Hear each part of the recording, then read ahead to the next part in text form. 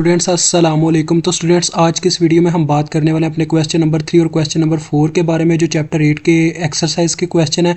तो देखें इसमें वो क्या कहता है जी, वो कहता है when the stack has completely filled the stack area, यानी कि जब हमारी जो स्टैक है वो पूरे स्टैक के एरिया को कम्प्लीटली तौर पे फिल कर लेती है। मतलब कि आपको पता है अगर 100 हेक्सा की होगी तो अगर हम उसको पूरी तौर पे फिल कर लेंगे तो आखिरी नंबर कहाँ पे पड़ा होगा, 0 हेक्सा पे। तो यही चीज़ वो देखें स्टैक पॉइंटर की लोकेशन बता रहा है 0 हेक्सा, मतलब कि 4 0 हो गए हैं। आपको मैं यहाँ पे याद करवाता हूँ, ये देखें स्टूडेंट्स, ये तो जैसे देखें जैसे जैसे हम नंबर ऐड करते जाते हैं हमारी स्टैक के अंदर जो मतलब कि मेमोरी होती है स्टोर करने की, वो ख़त्म होती जाती है। 2-2 बाइट्स का डाटा लेते जाते हैं हमारे वर्ड। तो इसी तरह से यही चीज़ यहाँ पे बता रहा हूँ कि जब टोटली तौर पे खाली हो चुके होगी तो यहाँ पे आ चुका होगा 0 0 0, तो स्टैक पॉइंटर 0 0 0 पे होगा। यही उसने बताया हमें अभी अभी। तो देखें नेक्स्ट आप उसकी बात समझते हैं, आगे वो क्या पूछना क्या चाहता है और क्वेश्चन क्या करना चाह रहा है हमसे।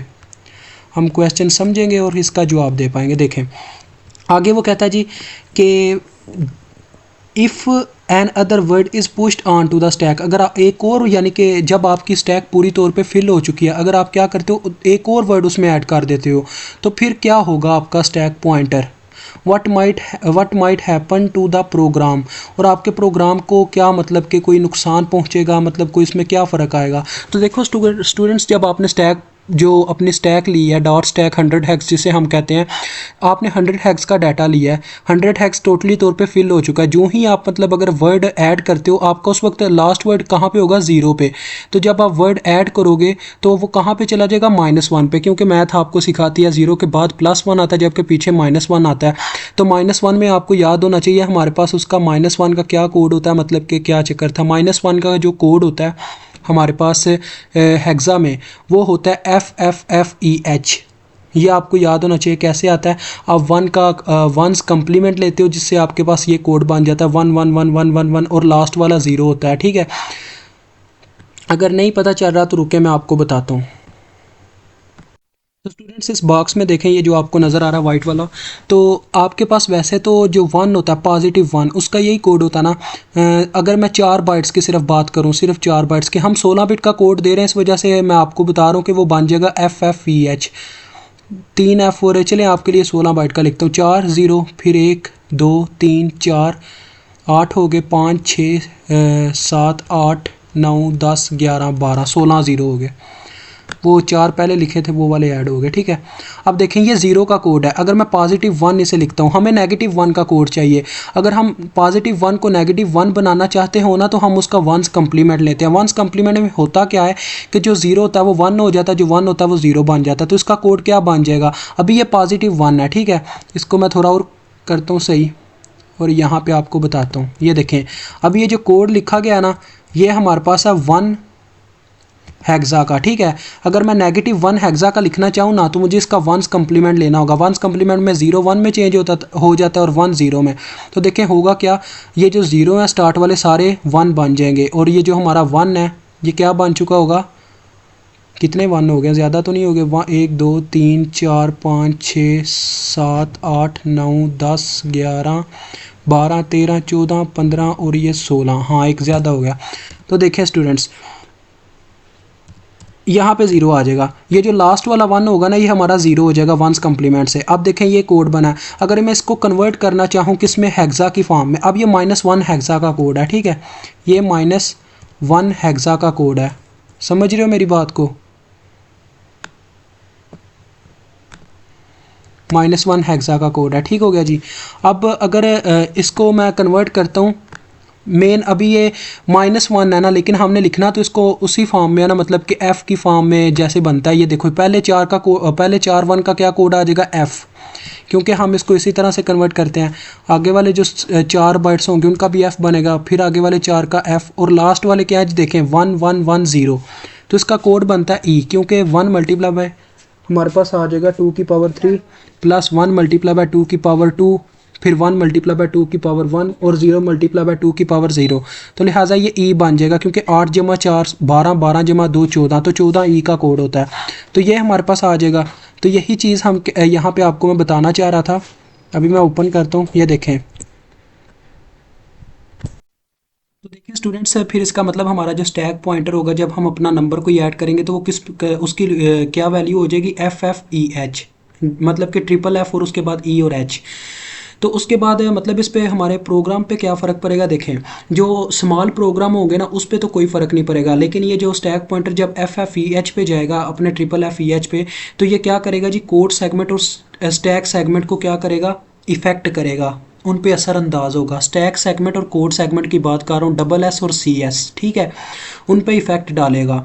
तो लिहाजा अगर हम कोई बड़ा प्रोग्राम के अंदर ऐसी गलती कर बैठते हैं, कोई बड़े प्रोग्राम में हम मेमोरी कम लेते हैं, मतलब 100 हैक्स की लेते हैं, जबकि हमारा कोड हो जाए इससे भी ज़्यादा फिल ले लें मतलब कि स्टोरेज अपनी, तो उसमें हमारा मतलब प्रोग्राम में मसला आ जाएगा, मतलब कोई ना कोई एरर दे देगा। तो बस इतना इसका जवाब है। आप इसका जवाब कुछ इस तरह से लिख सकते हो कि when the stack has completely filled the stack area, SP is equal to 0 if we add an other word, या आप इस तरह से कह सकते हो if another word is pushed onto the stack, SP is equal to, आगे उसकी वैल्यू जो मैंने आपको बताई है, ट्रिपल FEH लिख दो, ठीक है, FFFEH, ठीक है, और आगे उसको बता दो, इससे हमारा जो स्मॉल प्रोग्राम है उस पर इतना असर तो नहीं पड़ता, या उसको छोड़ दो उस लाइन को, आप इतना ये लिख दो कि it affects CS and SS, यानी कि ये कोड सेगमेंट और स्टैक सेगमेंट को क्या करती है, असर डालती है, उन पर असरअंदाज होती है। तो लिहाजा it create problem in big programs, बस ये इसका जवाब है कि यानी कि ये बड़े प्रोग्राम्स में असरअंदाज हो सकती है। तो बस ये आपका जवाब है। आगे देखें ये क्या कहता है इसमें, suppose a program contains the line, यानी कि एक प्रोग्राम है, ये काफ़ी ईजी है, आपके लिए आसानी है। देखें वो कहता है कि एक प्रोग्राम यानी जो प्रोग्राम है उसने ये लाइन है, उसमें अंदर कॉल proc1, यानी ये प्रोसीजर 1 को कॉल कर रहा है, और आ गया मूव AX, BX। आपको इतना तो मैंने बताया था कि इंस्ट्रक्शन दो बाइट्स का डाटा ले जाती है, मतलब हैग्स 2 हैग्स का जो एडिशन होता है वो परफॉर्म करवा देती है। देखें वो कहता है ए, यानी कि पहले में हमें बताता है कि instruction move AX, BX is stored at, यानी कि ये उसकी मेमोरी लोकेशन है जो हमारी मूव वाली इंस्ट्रक्शन है।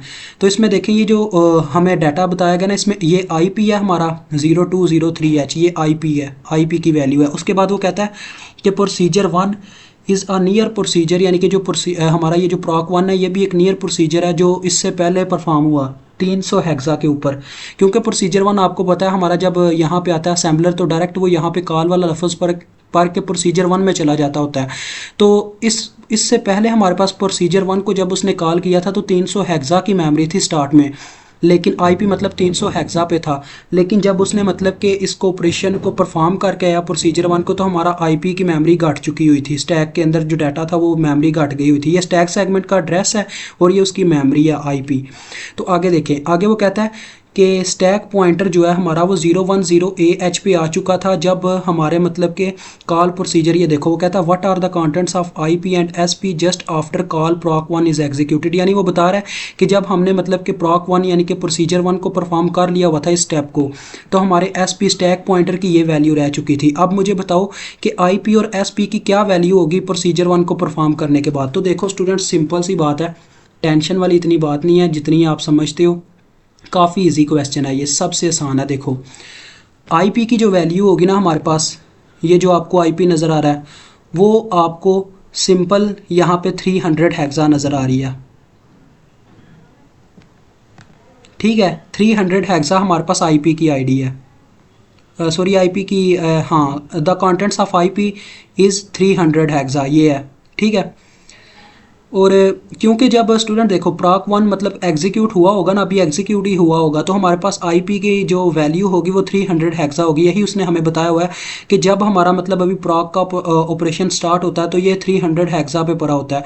अब आप बोलोगे सर कि 300 हेक्सा पे कैसे होगा, क्योंकि प्रोसीजर के अंदर भी तो कुछ ना कुछ हुआ है ना, क्योंकि ये तो बता रहा है कि प्रोसीजर के बाद आपकी IP की क्या वैल्यू होगी। तो मसला पता क्या है, आपको याद होगा जब भी हम कोई प्रोसीजर परफॉर्म करते थे तो उसके अंदर हम पुश के ऑपरेशन भी लेते थे और पॉप भी वैल्यूज कर देते थे। इससे क्या होगा, हमारा जो IP एड्रेस होगा दोबारा इसी जगह पे आ चुका होगा, तो लिहाजा हमारा IP इज इक्वल टू होगा 300 हेक्सा, ठीक है। उसके बाद स्टैक पॉइंटर किसके इक्वल होगा, तो देखो स्टूडेंट स्टैक पॉइंटर ये बता रहा है जब हमारा प्रोसीजर 1 ख़त्म हुआ, यानी जब हमारी ये इंस्ट्रक्शन कवर हो गई तब हमारे स्टैक पॉइंटर के अंदर ये वैल्यू स्टोर थी। हमारा स्टैक मतलब इतनी हद तक भर चुका हुआ था, उसके अंदर इतने एलिमेंट स्टोर हो चुके थे 010A हेक्सा तक। स्टैक पॉइंटर यहाँ पे पहुंच चुका हुआ था, इतनी स्टैक भर चुकी हुई थी। आगे देखें एक और इंस्ट्रक्शन आया जब मूव AX कामा BX, ये लास्ट इंस्ट्रक्शन है मूव AX कामा BX। तो क्या हुआ जी, ये जो BX है ये स्टैक के उस एलिमेंट के ऊपर आ गया, यानी कि यार आपको फिर से थोड़ा सा स्नैलियो दिखाना ही पड़ता है। देखो कह लो फॉर एग्जांपल जब हमारा कॉल प्रोसीजर 1 यानी ऑपरेशन अभी परफॉर्म हुआ तो हमारा स्टैक पॉइंटर यहाँ पे था। तो जो ही हमने एक उसकी जो उन्होंने बताई है ना अपनी मेमोरी, वो है 010A, यानी कि ये उन्होंने लोकेशन बताई हुई है।